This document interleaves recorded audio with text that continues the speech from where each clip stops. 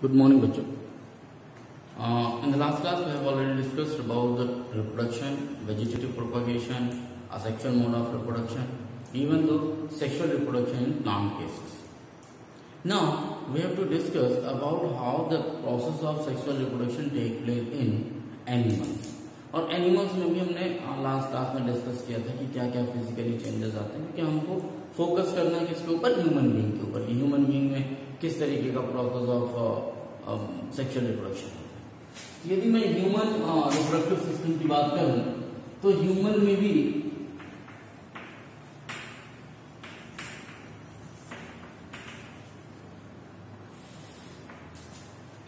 Reproductive system का दो तरीके का ह्यूमन में आपको पहले आएगा.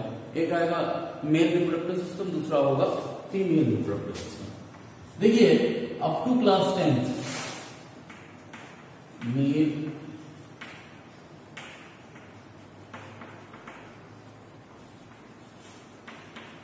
reproductive system and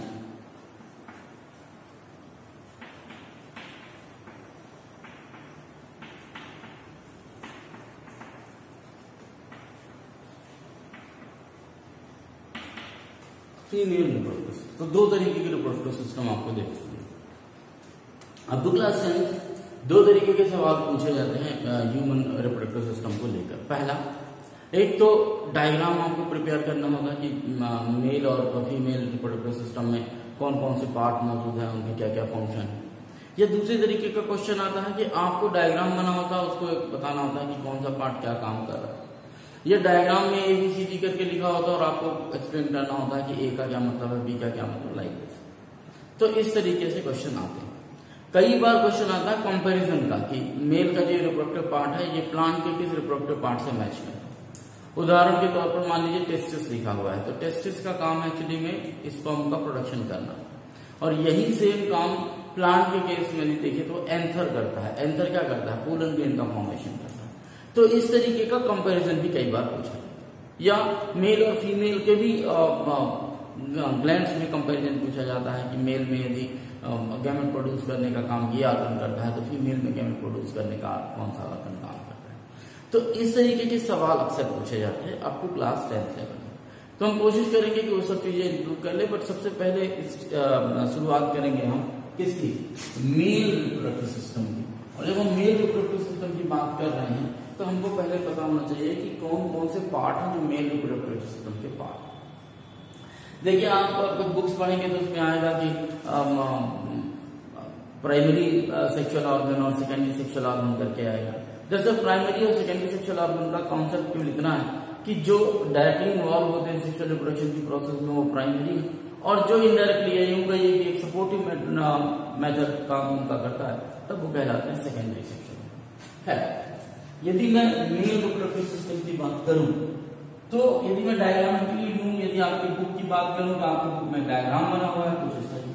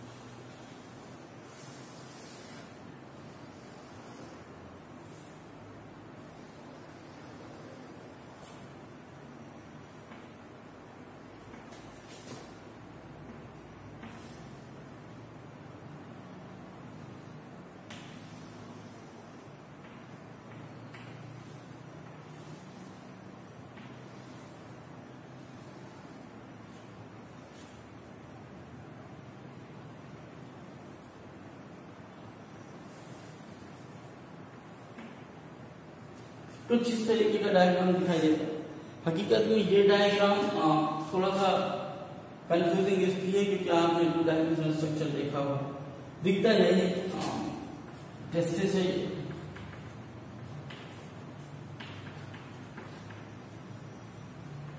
vas deferens, urinary bladder,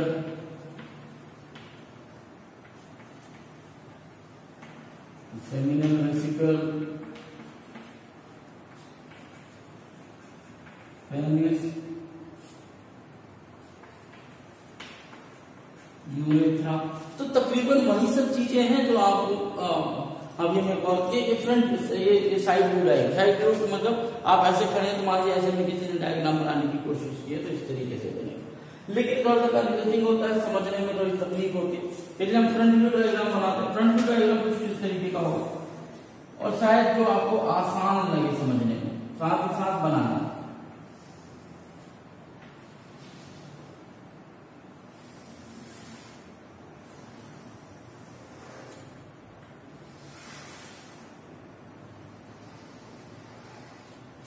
तो अब आप देख लीजिए कि आपके दिमाग में पहले से बना हुआ है कि दो पेयर ऑफ टेस्टिस होगी।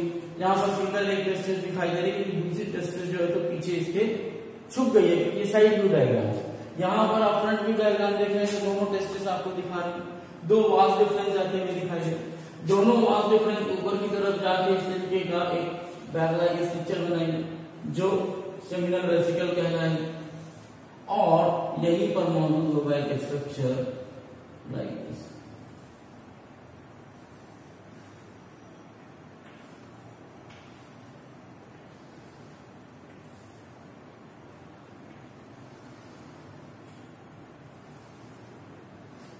शायद अब आपके लिए डायग्राम को समझना बहुत आसान हो जाएगा जब इस तरीके का डायग्राम हम बनाएंगे।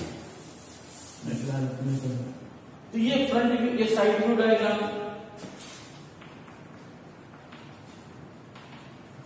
जबकि ये फ्रंट व्यू आसान भी है, सरल भी है और समझने में भी आसान है। दरअसल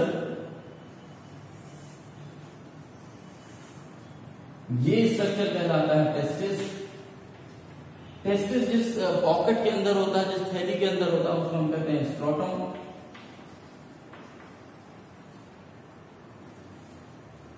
टेस्टिस से यहां पर कुछ इस तरीके से कॉइल्ड स्ट्रक्चर पाया जाता है जिसे कहा जाता है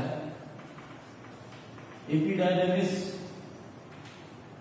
और उसके बाद एक पाइप लाइक स्ट्रक्चर होता है जो यहाँ पर जो भी प्रोडक्शन हो रहा है टेस्टिस में, स्पर्म का प्रोडक्शन होता है उसको कैरी करने का काम जो करता है वो करता है कौन?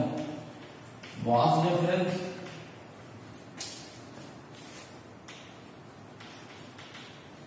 वास डिफरेंस ये जो स्पर्म जाता है, ये चीज जाने के बाद यहाँ पर एक बैग लाइक स्ट्रक्चर में आकर स्टोर होता है। बैग लाइक स्ट्रक्चर का नाम होता है सेमिनल वेसिकल।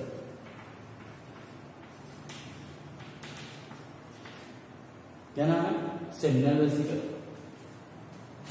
एक चीज याद रखिएगा कि ह्यूमन का जो रिप्रोडक्टिव सिस्टम होता है उसको एक नाम देते हैं, सॉरी ह्यूमन के साथ मेल का, उसको कहते हैं यूरिनोजेनाइटल सिस्टम।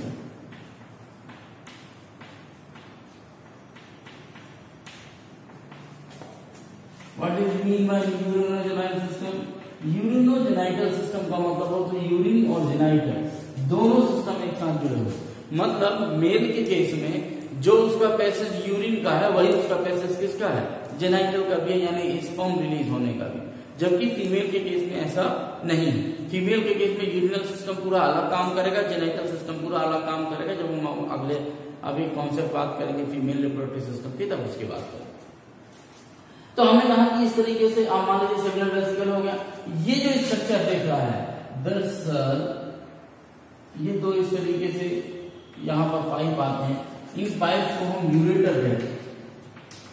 अब आपको यदि याद होगा फर्स्ट चैप्टर का तो हमने कहा था किडनी से दो पाइप निकलते हैं जो फिल्ट्रेट, जो यूरिन फिल्ट्रेट बनता है, यानी ब्लड को फिल्टर करने के बाद जो यूरिन का फॉर्मेशन होता है उसको लेकर आते हैं यूरेटर। और ये स्ट्रक्चर जो है एक्चुअली में ये है यूरिनरी ब्लडर।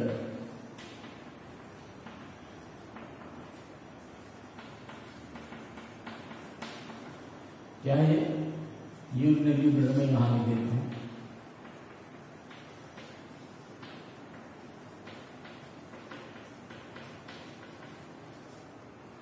ये यूरिनरी ब्लडर।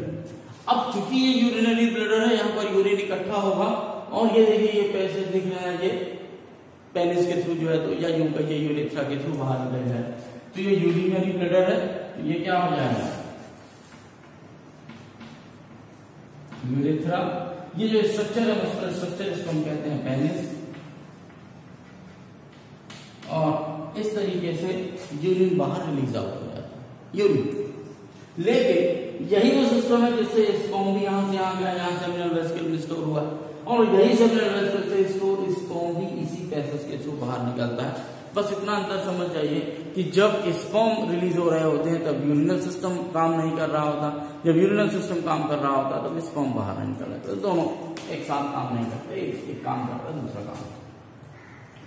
तो ये सिंपल स्ट्रक्चर है जो हमको देखने को मिलता है किसमें, मेल रिप्रोडक्टिव सिस्टम।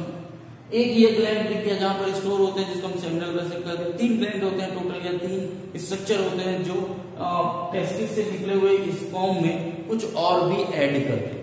तो एक तो ये होगा कौन सा आपका सेमिनल वेसिकल। इसके अलावा जो दूसरा एक ऑर्गन या ग्लैंड मौजूद होता है मेल रिप्रोडक्टिव सिस्टम में, वो मौजूद होता है इस यूरिनरी ब्लैडर और इन सेमिनल वेसल्स के बाद आई जो ट्यूब। ये दरअसल ये जो सेमिनल वेसल के बाद ये छोटी सी ट्यूब मौजूद होती है इधर भी और इधर भी दोनों साइड में, इस ट्यूब का अपना एक नाम है।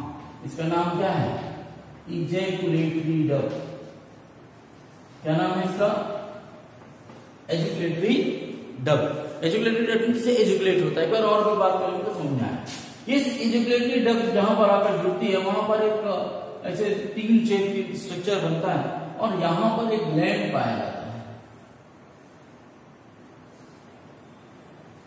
जो इनके पीछे साइड होता है, तो यूं कहिए इनको चारों तरफ से कवर किया हुआ होता है।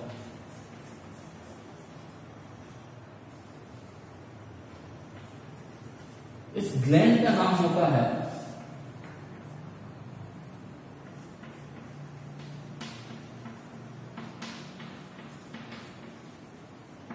Prostate gland.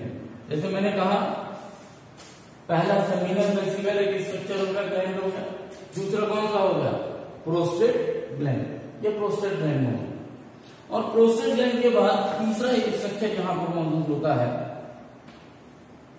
2 dot line structure है दरअसल, नाम यहां लिख देता हूं मैं। इसको बोलते हैं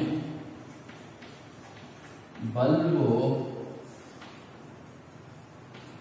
इरेक्टल ग्लैंड। ये तीसरा स्ट्रक्चर। कुल मिलाकर जो भी स्पर्म का फॉर्मेशन हो रहा है मेल ऑर्गेनिज्म से, उस स्पर्म में कुछ और भी चीजें मिलाने का, मिक्स करने का काम दरअसल ये 3 करते हैं, सेमिनल वेसिकल, प्रोस्टेट ग्लैंड और बल्बो इरेक्टल ग्लैंड। तो ये 3 मिलकर कुछ और भी सिक्रीशन उसमें ऐड है। तो ये एक बेसिक स्ट्रक्चर है। अब ऐसा नहीं है कि इनमें से सबका सब पूछा जाएगा, मैंने आपको बता दिया। अब आपके हिसाब से आप इसको एक बार तैयार करेंगे, पढ़ेंगे। याद रखिए जब तक आप डायग्राम बनाएंगे नहीं तब तक आपको डायग्राम याद नहीं होता, ना उसकी नेमिंग याद होती है। तो बहुत बार बार आपको क्या करनी पड़ेगी, प्रैक्टिस करनी पड़ेगी। ये जो मैंने सिंगल स्ट्रक्चर बनाया था उसमें सब कुछ ये मौजूद है। ये देखिए ये टेस्टिस मैंने बनाया था, ये टेस्टिस मौजूद है। ये सेमिनल वास डिफरेंस ऊपर गया, ये वास डिफरेंस मौजूद है। सेमिनल वेसिकल, ये सेमिनल वेसिकल मौजूद है। ये एजुकुलेटरी डक्ट, तो ये छोटी सी एजुकुलेटरी डक्ट बनी हुई है। एजुकुलेटरी डक्ट किसके साथ बन रही है, ये यूरिनरी ब्लैडर के साथ मैंने मिला दिया। दरअसल ये यहां ना मिला के आप इसको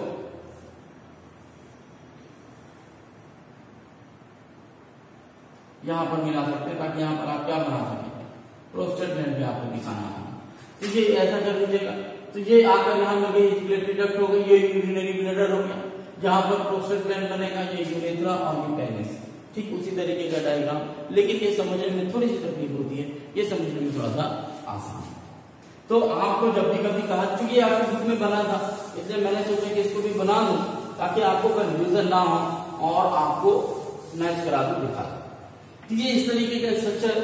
अब जैसा मैंने पहले ही कहा कि इस डायग्राम में आपको मैं एक बार फिर यहां पर बना के दिखाता हूं और मिटा भी दूंगा जल्दी, क्योंकि यहां पर मैं कुछ दूसरा काम करूंगा। ये देखिए पहले आप लोग पेयर ऑफ टेस्टिस बनाइए, टेस्टिस के साथ एपिडिडिमिस और एपिडिडिमिस से निकलते हुए 2 वास डिफरेंस, वास डिफरेंस के तुरंत बाद यहां पर बना दीजिए क्या, सेमिनल वेसिकल। सेमिनल वेसिकल से निकल के तो ट्यूब पाइप लाइक स्ट्रक्चर है इस तरीके से, बट यहां बीच में क्या मौजूद होगा, यूरिनरी ब्लैडर और यूरिनरी ब्लैडर का जो पाइप होगा इसके साथ जुड़ जाएगा।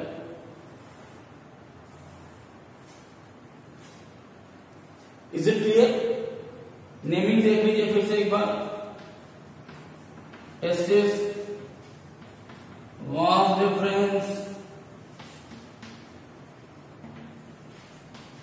Seminal vesicle, urinary bladder,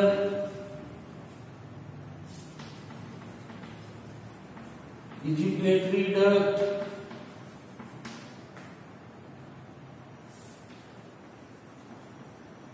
urethra,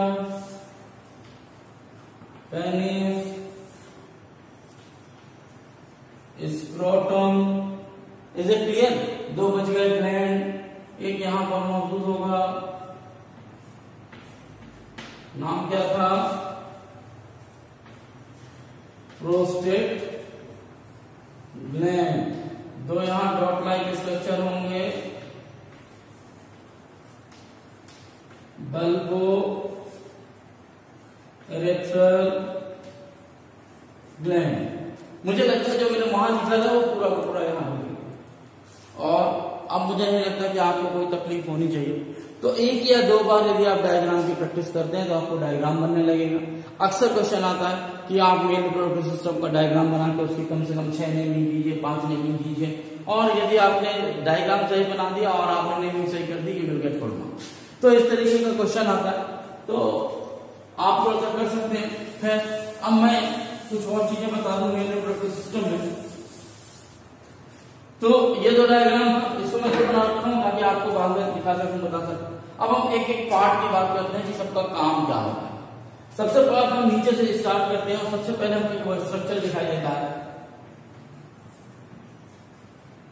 scrotum.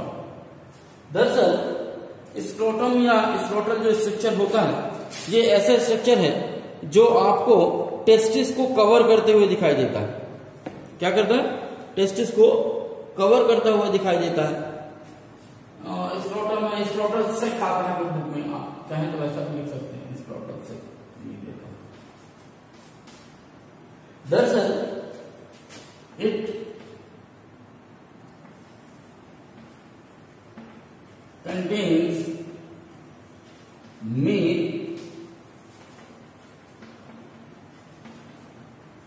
reproductive organ testis। किसको कंटेन करता है? मेल रिप्रोडक्टिव ऑर्गन को टेस्टिस करता है। क्यों करता है? It present outside abdominal cavity. हमारे शरीर में नहीं होता, हमारे शरीर के बाहर की तरफ ये स्क्रोटल सेक होते हैं जिनमें टेस्टिस मौजूद होती है। और आउटसाइड क्यों रहता है? Why outside?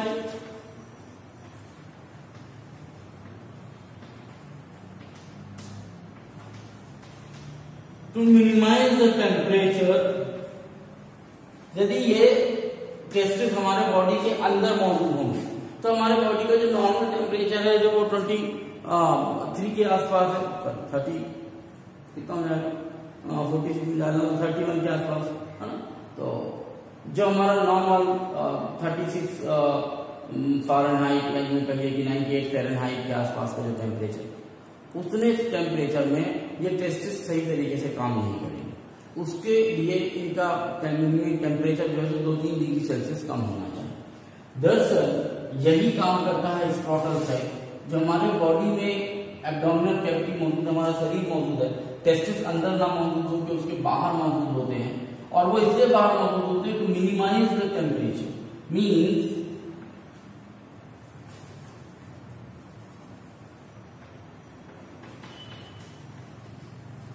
Decrease the temperature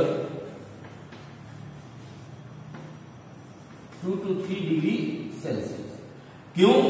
क्योंकि इसी कम टेम्परेचर में ही स्पर्म का प्रोडक्शन हो सकता है। सो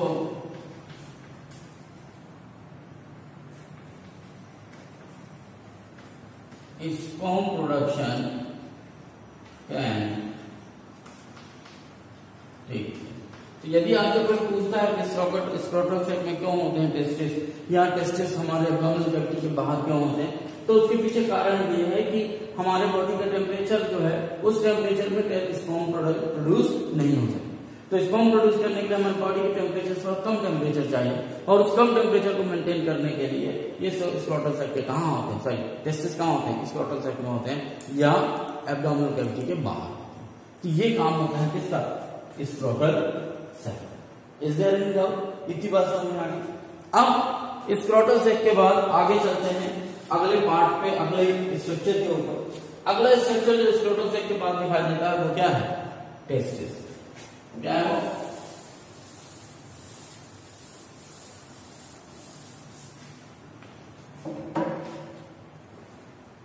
टेस्टिस।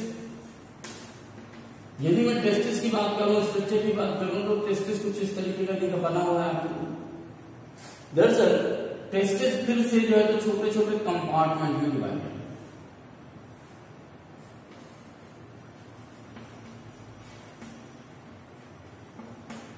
और इन कंपार्टमेंट के अंदर इस तरीके से कॉइल्ड स्ट्रक्चर चल रहा है।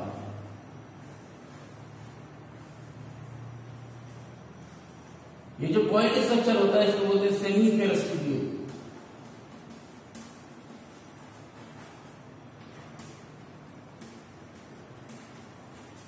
दरअसल इस सेमीफेरस ट्यूब्यूल में ही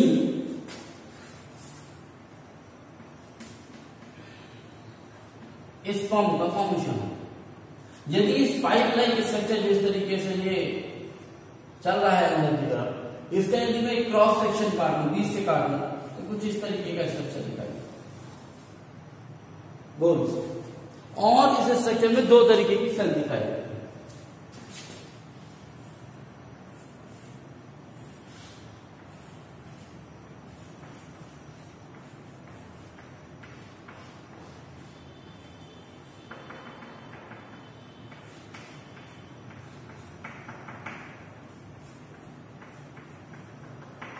नहीं, दरअसल यहां पर दो तरीके की सेल दिखाई देती है। एक तो ये कुछ बड़ी साइज की सेल होती है, इनको बोलते हैं सर्टोरी सेल,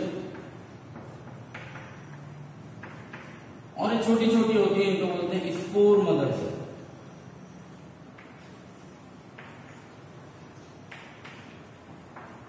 दरअसल ये जो छोटी छोटी सेल आपको यहां दिख रही है स्पोर मदर सेल, यही वो स्पोर मदर सेल है जो आगे चलकर किसका फॉर्मेशन करती है, स्पर्म का फॉर्मेशन। किसका फॉर्मेशन करती है, स्पर्म का। जबकि ये जो सर्टोरी सेल होती है ये स्पर्म का फॉर्मेशन नहीं करती, बाय नेचर ये न्यूट्रिटिव होती है।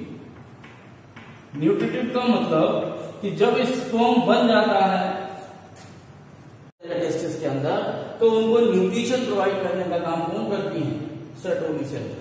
तो एक्चुअल में टेस्टिस भी अलग अलग कंपार्टमेंट में बना हुआ है। हर एक कंपार्टमेंट में सेमीफेरस ट्यूब्यूल मौजूद है। इन सेमीफेरस ट्यूब्यूल के बीच बीच में जो खाली जगह है, इसी को लेडिंग सेल्स कहते हैं, या यहीं पर टेस्टोस्टेरोन हार्मोन पाया जाता है जो मेल हार्मोन कहलाता है। पर वो अब उतना आगे मत जाइए, इतना याद रखिए टेस्टोस्टेरोन नाम का एक हार्मोन भी यहीं से रिलीज होगा।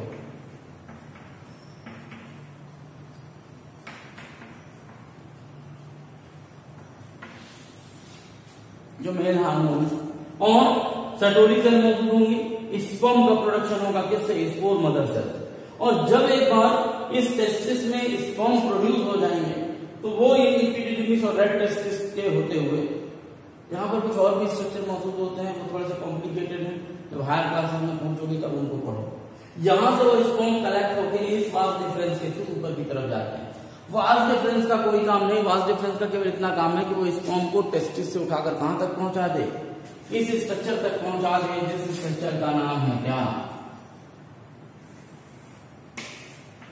Seminal vesicle. एक बार ये स्पर्म सेमिनल वेसिकल तक पहुंच गए, वहां जाके ये फिर से स्टोर हो जाते हैं।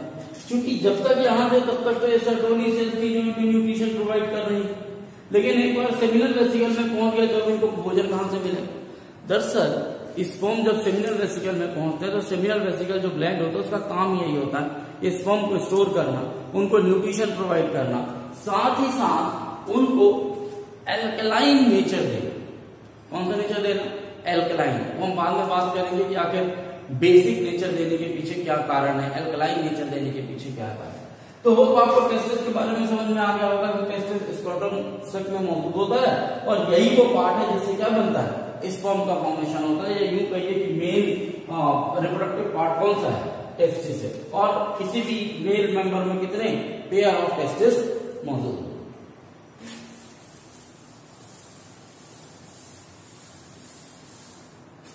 ना अगला सवाल जो है या क्वेश्चन जो है तो अक्सर पूछा जाता है सेमिनल वेसिकल के ऊपर। दरअसल सेमिनल वेसिकल एक्ट एज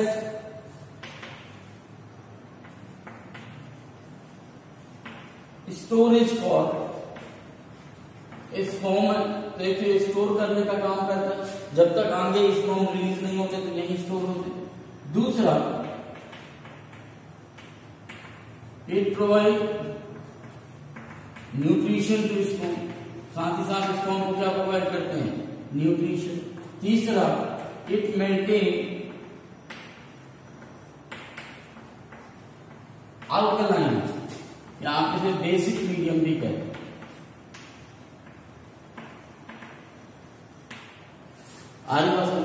तो ये अल्कलाइन मीडियम मेंटेन करने का काम करता है, बेसिक मीडियम करने का काम करता है। कब तक, जब तक कि स्पर्म निकल कर इस डक्ट में नहीं आते। इस डक्ट का नाम क्या है, एजुकुलेटरी डक्ट। यानी एजुकुलेटरी डक्ट में आने से पहले तक, जब तक स्पर्म सेमिनल वेसिकल में मौजूद होते हैं, तब तक कोई प्रॉब्लम नहीं। वहां न्यूट्रिशन, वहां उनका देखभाल करने का काम सेमिनल वेसिकल करता है, न्यूट्रिशन भी प्रोवाइड करता है, अल्कलाइन मीडियम भी प्रोवाइड करता है, प्लस ये काम इसी का। और इसके बाद जब कभी भी सेक्सुअल प्रोसेस शुरू होती है और स्पर्म निकलकर एजुकुलेटरी डक्ट में आते हैं, तो अगला स्ट्रक्चर है क्या, एजुकुलेटरी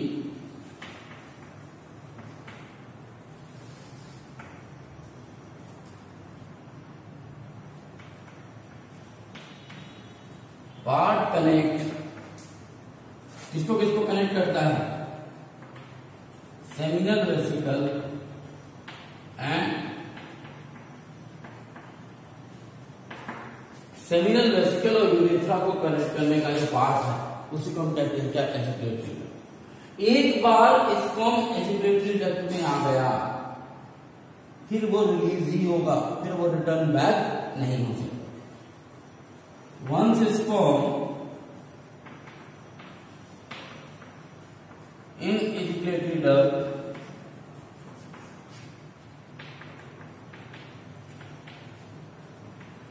it releases to out।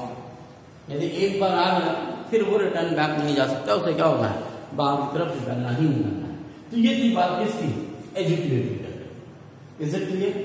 एजुकुलेटरी duct के बाद अब यहाँ एक बड़ा इंपॉर्टेंट ऑर्गन ग्लैंड आपको दिखाई देता है, उसका नाम क्या है, प्रोस्टेट ग्लैंड। क्या नाम है उसका, प्रोस्टेट ग्लैंड। अब बात करेंगे प्रोस्टेट ग्लैंड के बारे में।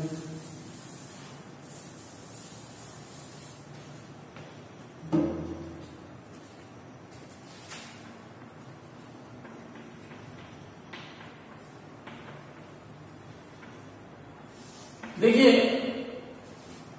इस ग्लैंड का काम क्या होगा, वहां सेमिनल वेसिकल से इसको न्यूट्रिशन मिला। It also mix some fluid, ये भी क्या करता है, कुछ अपना सिक्रीशन डालता है फ्लूइड विच हेल्प न्यूट्रिशन, और न्यूट्रिशन भी देता है, प्लस न्यूट्रिशन फ्लूइडिटी स्पर्म को फ्लोट करने के लिए एक मीडियम भी प्रोवाइड करता है, एंड एल्कलाइन मीडियम। यानी कि तीनों काम कर रहा है, न्यूट्रिशन भी प्रोवाइड कर रहा है, एल्कलाइन मीडियम भी प्रोवाइड कर रहा है, और फ्लूइडिटी यानी स्पर्म आराम से फ्लोट कर सके उस सॉल्यूशन में, वो काम करता है। और एक बार जब प्रोस्टेट ग्लैंड का सिक्रीशन मिल जाता है सेमिनल वेसिकल और स्पर्म के सिक्रीशन के साथ, तो उसको हम फिर स्पर्म नहीं कहते, क्योंकि उसमें स्पर्म मिला हुआ है प्लस सेमिनल वेसिकल का फ्लूइड मिला है प्लस प्रोस्टेट ग्लैंड का फ्लूइड मिला हुआ है। और जब ये तीनों के फ्लूइड आपस में मिल जाते हैं तो फिर उस जो वो फ्लूइड होता है उसको हम कहने लगते हैं क्या, सीमेन। तो क्या कहना लगता है, सीमेन। और ये जो सीमेन होता है by nature alkaline, thick, white, इस तरीके का फ्लूइड होता है और जिसमें क्या मौजूद होते हैं, स्पर्म मौजूद होते हैं, या यूं कहिए कि मेल रिप्रोडक्टिव ऑर्गन मौजूद, या मेल रिप्रोडक्टिव गैमेट मौजूद होता है। तो यहां तक हम यहां तक कोई डाउट, क्योंकि इस पाइप के थ्रू आ रहा है, यहां से सिक्रीशन इसके साथ मिलेगा। और नीचे ये दो ग्लैंड मिलते हैं, नाम है बल्बोरेक्टल ग्लैंड।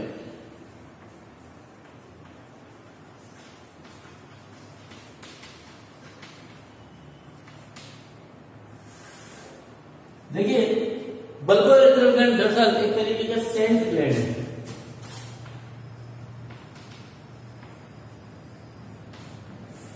परफ्यूम, आप यदि एनिमल्स की बात करें, यानी कि लोअर एनिमल्स की बात करें, गाय, बैल, भैंस, बकरी, इनकी बात करें, क्योंकि इनमें कोई वोकैबुलरी नहीं होती, ये बोलकर बात नहीं कर सकते, ऐसे में इनका जो बल्बोरेक्टल ग्लैंड है बहुत स्ट्रॉन्ग होता है, जिससे ये अपने पार्टनर को ये मैसेज प्रोवाइड करते हैं कि they are ready for the process of fertilisation.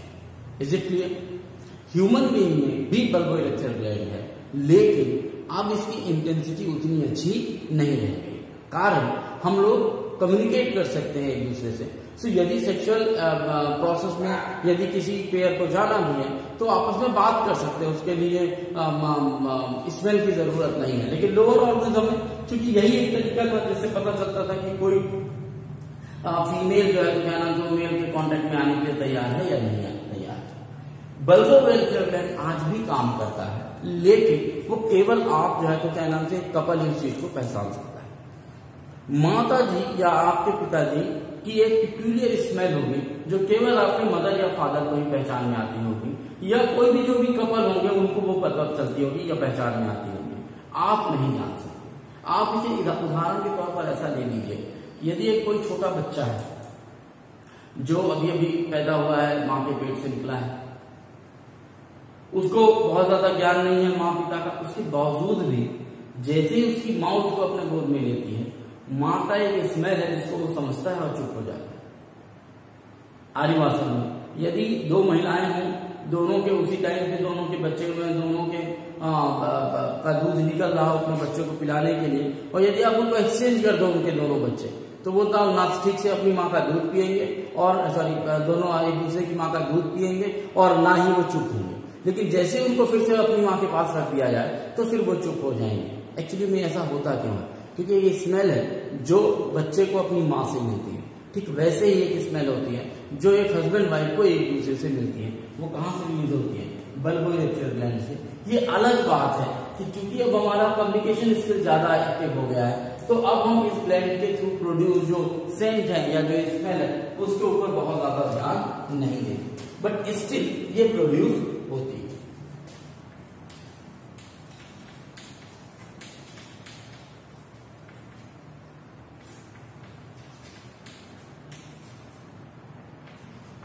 Smell को अट्रैक्ट पार्टनर। तो इस तरीके से स्पर्म कहां जाएंगे? जहां तक आ जाए।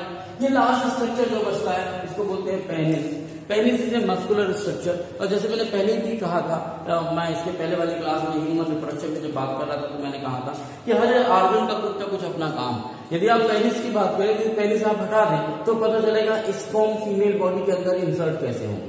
तो पेनिस का बड़ा रोल है, क्योंकि यही मेल रिप्रोडक्टिव ऑर्गन या मेल रिप्रोडक्टिव गैमेट को कहाँ प्रोड्यूस करता है, कहां तक पहुंचाने का काम करता है, फीमेल बॉडी के अंदर इंसर्ट करने का काम करता है। तो through the help of this penis sperm can be injected to the female body.